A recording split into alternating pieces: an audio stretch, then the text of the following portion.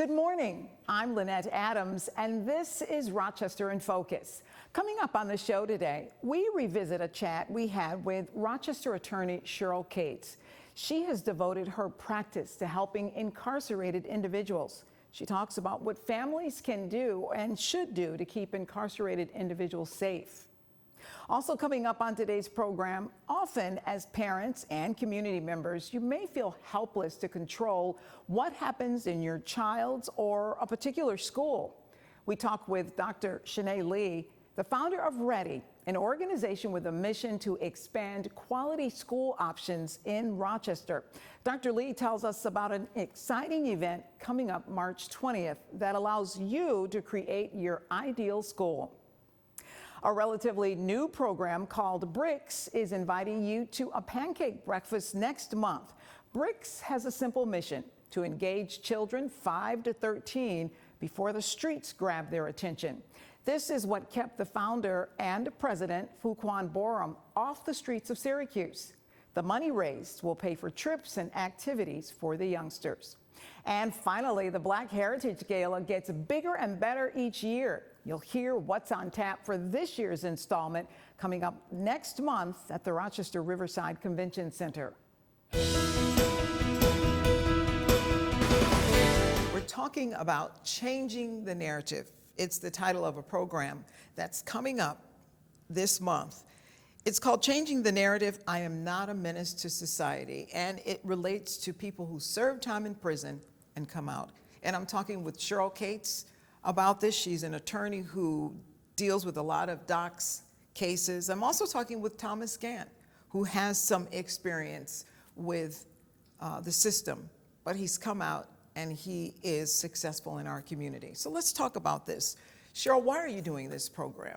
Our purpose for the show is to show them people, we have panelists coming in from all over the state, that there are people out here that did time and they are contributing in a positive way to our society, as opposed to the, stigma or myth that you're seeing on TV, because obviously reporters have to cover the news, and if something happens, it's going to be in there. That's the first thing you see as the person's mugshot and that they're a parolee. Mm-hmm. But of all the crimes that are committed, it may be one or two of them that are parolees. That's your point, right? Absolutely. The Department of Corrections just released the recidivism rate from 2020 to 2023, which it's a 3-year period that they evaluate the number of people that return to prison.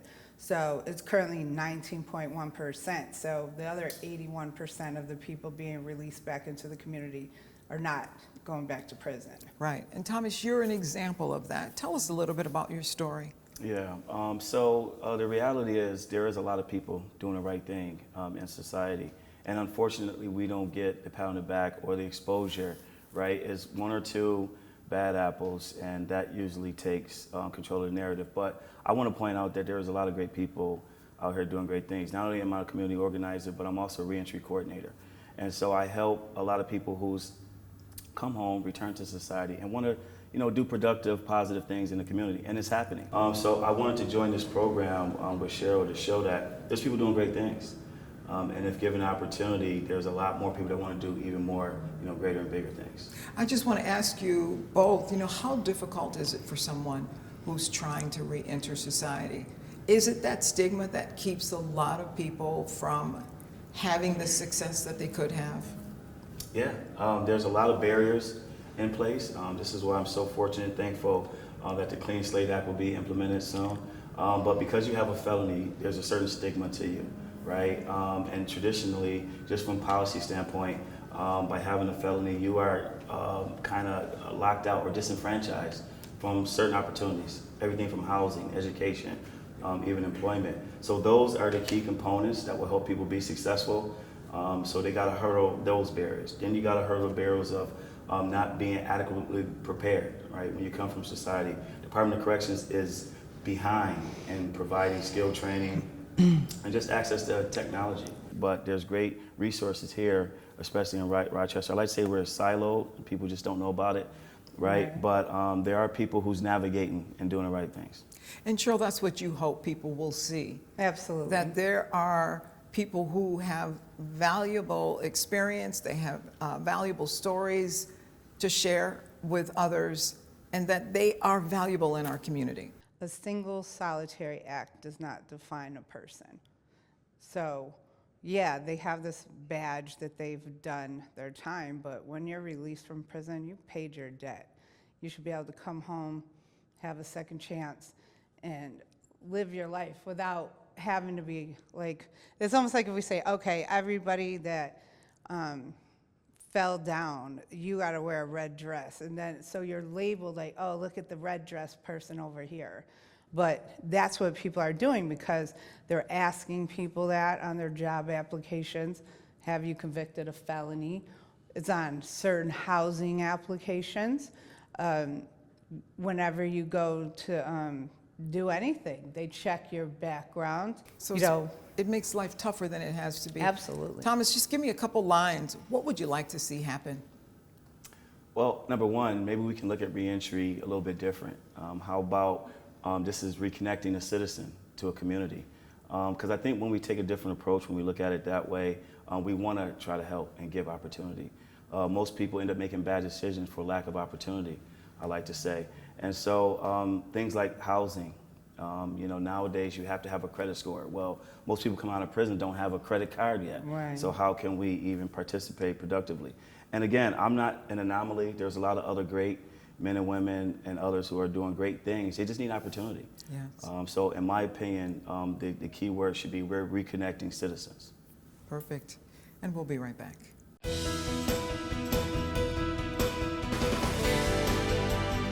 Today we're talking with Dr. Shanae Lee. She is the founder and executive director of READY. It is an organization that is demanding more from local schools. And there's an opportunity for people to come out and find out about READY. Exactly. On March 20th, we are holding our Design Studio Showcase. So we at READY have several initiatives in service to our students, parents, and educators, but this particular initiative is one that we have for classroom educators who have always dreamed about stepping outside of the box and designing a school of their own. They've been a part of our design studio for just about 9 months. And the showcase is an opportunity for them to present to our community what school models they developed that are in response to what they learned and conceived during the 9-month fellowship experience with READY. So is this sort of like I can pretty much come up with my dream school?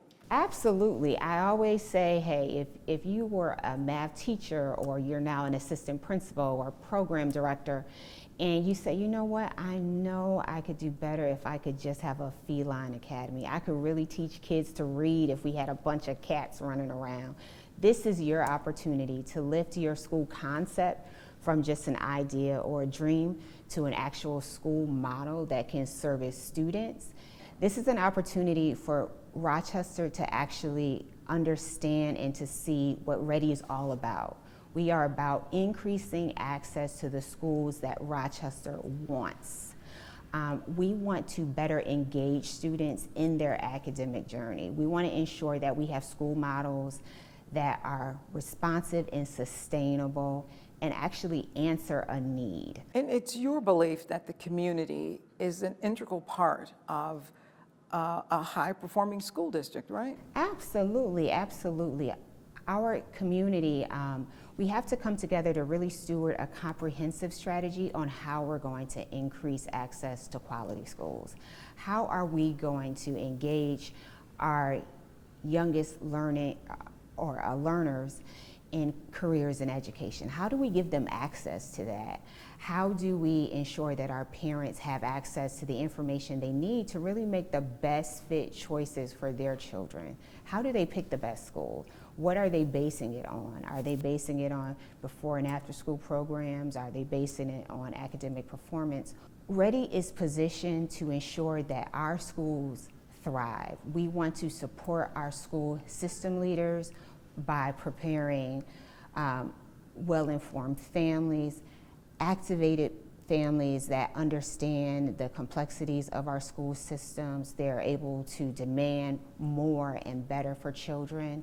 We have strong talent, And we are giving educators, we're empowering them with the tools and the resources they need to really develop and design responsive learning environments to better engage kids. And I just want to backtrack a moment. You came up with this concept because you worked in the school districts, right? Yes, I did. Yes, I did. I had the opportunity to work in the Rochester City School District for about 13 years. And I will tell you, during my tenure, we had significant turnover. And I will say that I found that educators as a whole, they really want what's best for children, but oftentimes they don't have the resources and the capacity to provide it. So our community must come together to say, this is what we will do to ensure that our kids have access to schools, and that is where Ready is positioned. And this is not just a Rochester thing. This is happening across the country already, right? Exactly. There are other cities with similar concepts that range everywhere from Denver to Colorado to Camden, New Jersey, to Newark, New Jersey, to Washington, D.C.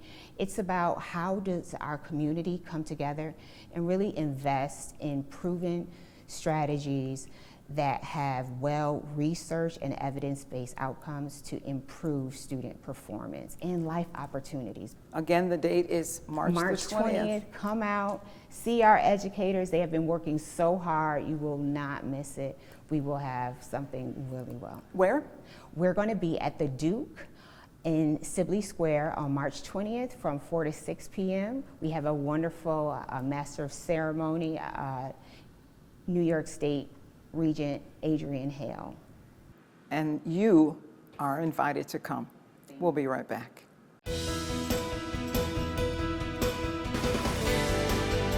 If you like pancakes, you'll want to hear from my next guests. But if you like supporting young people, you'll really want to hear what they have to say. We're talking about the Bricks Youth Football and Cheer Organization. And joining me to talk about this are Stefan Pride, who was the secretary, as well as Fuquan Borum, the president, and Mia Williams, the money lady, as we call her. She's the fundraising coordinator. Thank you for being here today. Tell us about the Bricks Youth Football and Cheer Organization. What's it all about? We're a community organization based out of Rochester. We practice at Paul Bianchi right now. Our focus is the inner city youth, at-risk youth that we house any kids anywhere from ages 5 all the way up to 13. We do various things, whether it's sports, schooling, extracurricular activities. We take them to different various events, like plays or something like that, just to expose them to different things that they may not be used to seeing in their environments. Wow, that's great for kids in that age group. So you have an event coming up on April the 13th. Tell us about that. I know it has to do with pancakes. So we're having a pancake fundraiser April 13th. It's going to be at Applebee's in Greece from 8 to 10 a.m. And it's to raise funds for travel expenses to help offset some of the costs for our uniforms and just to make people more aware of our organization and what we're offering to the youth. Talk about, though, how important this fundraiser is. This is really supporting a lot of the events that you want to do with the young people, right? Yes, so we do a lot of travel, and the fundraising really helps pay for that as far as renting cars, paying for the tournaments themselves, paying for our hotel expenses, and just making sure, again, that no child is left behind. We can bring every kid regardless of their situation. If we raise enough funds, we can help with that, and they don't have to come out of their pocket. And I was just going to say, you're probably dealing with young people who may not have that extra money, but want to take part in every event, right? Absolutely. And every fundraiser that we do helps lighten the burden for a lot of the parents that we work with, because our motto is building stronger youth, building tighter family bonds, and also building bridges over the gaps of life. So that's something that we want to be able to provide to the kids throughout the community that we serve. And give us a sense of these young people. I would imagine that these events keep them out of the streets, keep them from getting in trouble, quite frankly, right? Yes, for sure. Right now we have, a lot of behaviors with some of our kids. So we tend to see, football and many other sports helping them stay on track. I know specifically we have a lot of kids where at the beginning of the year, they might be a little, off when it comes to discipline, but by the end of the year, you got reports from the teacher saying, oh my God, they turned everything around. They're amazing kids. and it just takes, the time and effort. What do you attribute to that? Do you think it's because they have something to work towards, something to look forward to?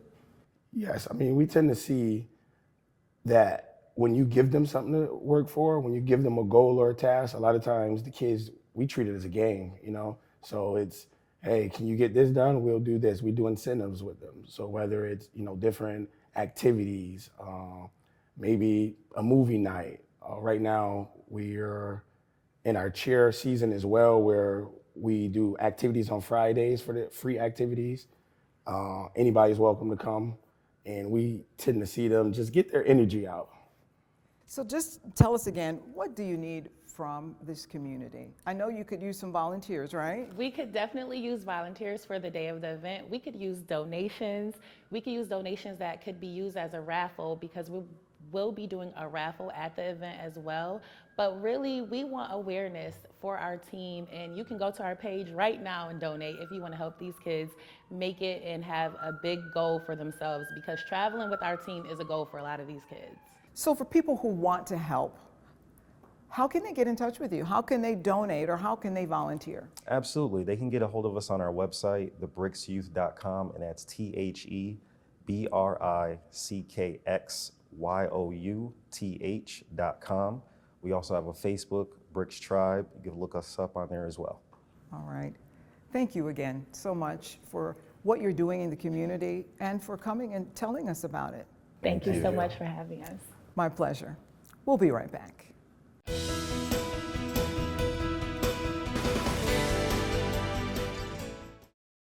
Every year, Rochester looks forward to the Black Heritage Gala. It's a big deal in the city of Rochester. And joining me now to talk about this year's installment are three young people who are helping to put it all together. Jerron Harris, Jessica Simon Rutledge, as well as Antoine McDonald. You're all members of the Black Heritage Committee. Let's talk about this year's gala. What can we expect? So this year's gala, our theme is African Americans in labor, strengthen the struggle, right? And that encompasses so much. When people think labor, they automatically think, the unions, and those are very important, and we, recognize and honor those as well. But it's all labor, right? Skilled and unskilled, free and unfree. We talk about, the people, our ancestors who worked at Kodak and in the factories, but also the churches and how instrumental they were, right? And obviously our professionals who go to college and make the first doctors, lawyers, things like that. But it just encompasses all of those areas, and we just want to recognize those who paved the way for the three of us. And oftentimes we're discounted in the labor force, right? Which is why our labor unions are important, right? They fight for our rights. They become our voice when we feel voiceless, and just make sure we're not asking for anything extra. We're just asking for an even playing field, right? And speaking of which, one of your honorees this year is a labor union, right? Yeah, For labor CBTU. union representatives. Talk about the honorees this year. This year we're going to be honoring 4 pioneers, the CBTU, Amaret Miller, Shelley Clements, and I'm missing one. Damon Meeks and Debbie Lee, yes. Yes. Talk about why the gala has become so popular in Rochester. It's something people really look forward to each year. Why do you think that is? I think it's because Rochester has a history of the Black community being very strong and being very powerful in its impact. And so being able to have that articulated in the 21st century is something that the Black Heritage Committee has been committed to doing. And the city of Rochester has constantly given us that support. And so with that support, we've been able to make the event even bigger and better year after year. And so I think that's something that's really has resonated with the Rochester community.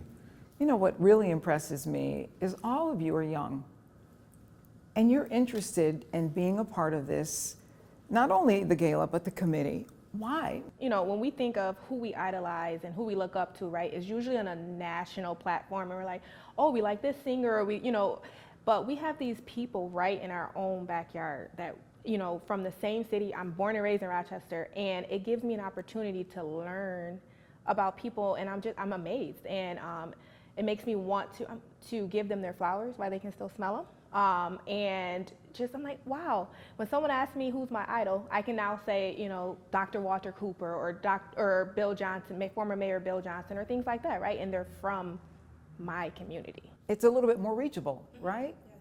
I mean, these are people who have blazed trails. And speaking of Dr. Cooper and former Mayor Bill Johnson, they will play a role this year. Talk about that. Mayor Bill Johnson, the first African American mayor of Rochester, will be receiving our honoree, and Dr. Walter Cooper will be receiving our Lifetime Achievement Award.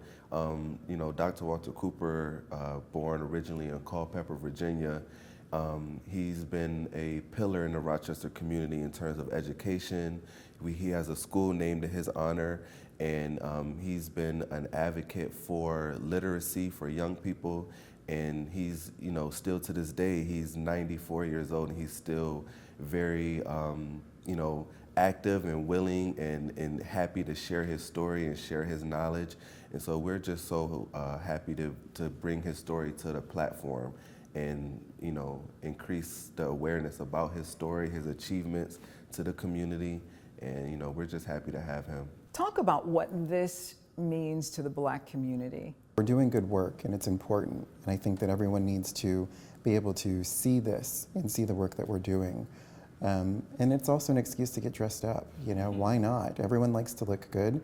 Why not celebrate with your loved ones, with your friends, and, you know, pay tribute to all of the good that comes out of Rochester. That's April 12th, Rochester Riverside Convention Center. Yes. People can Yes. grab tickets now. Yes, tickets are still on sale, yes. And they can go to City Hall to pick them up, or Eventbrite. All right, great. Thank you so much. Thank you. And we'll be right back.